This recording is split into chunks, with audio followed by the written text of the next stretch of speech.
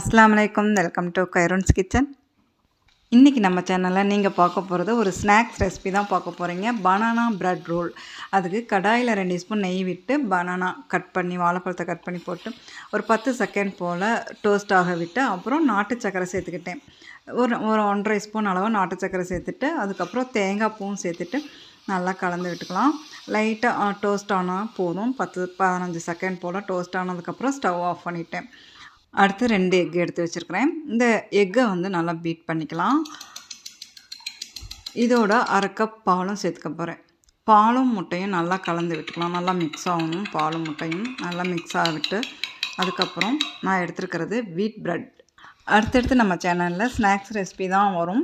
கண்டிப்பாக எல்லோரும் பாருங்கள். நம்ம சேனலுக்கும் சப்போர்ட் கொடுங்க. ஓகே, ரம்லான் நெருங்கிட்டு வருது இல்லையா? இஃப்தார் டைமில் நமக்கு ஸ்நாக்ஸ் தான் தேவைப்படும். இனி வரக்கூடிய வீடியோவில் சட்டுன்னு செய்யக்கூடிய ஒரு ஸ்நாக்ஸ் ரெசிபியை பார்க்கலாம்.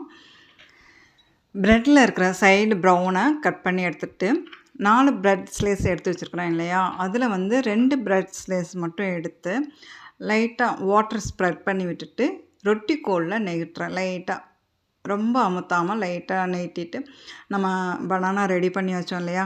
அந்த மிக்சரை வச்சுட்டு ஃபோல்டு பண்ணிட வேண்டியதான். அடுத்து பாலும் முட்டையும் மிக்ஸ் பண்ணி வச்சுருந்தோம் இல்லையா? அதில் இந்த ஃபோல்டு பண்ண ப்ரெட்டை அப்படி டிப் பண்ணி எடுத்துடலாம். 2 சைடும் எடுத்து நான்ஸ்டிக் டவாவில் வச்சிட வேண்டியதான்.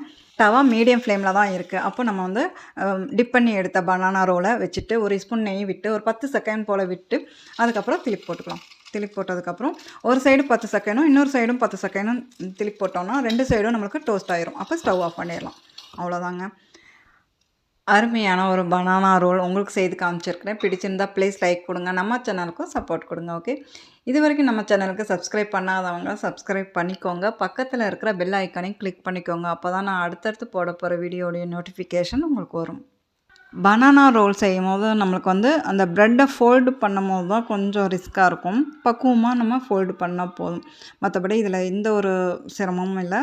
டேஸ்ட் அதிகமாக இருக்கும். நீங்களும் ட்ரை பண்ணி பாருங்கள். இன்ஷா அல்லாஹ் அடுத்த வீடியோவில் பார்க்கலாம்.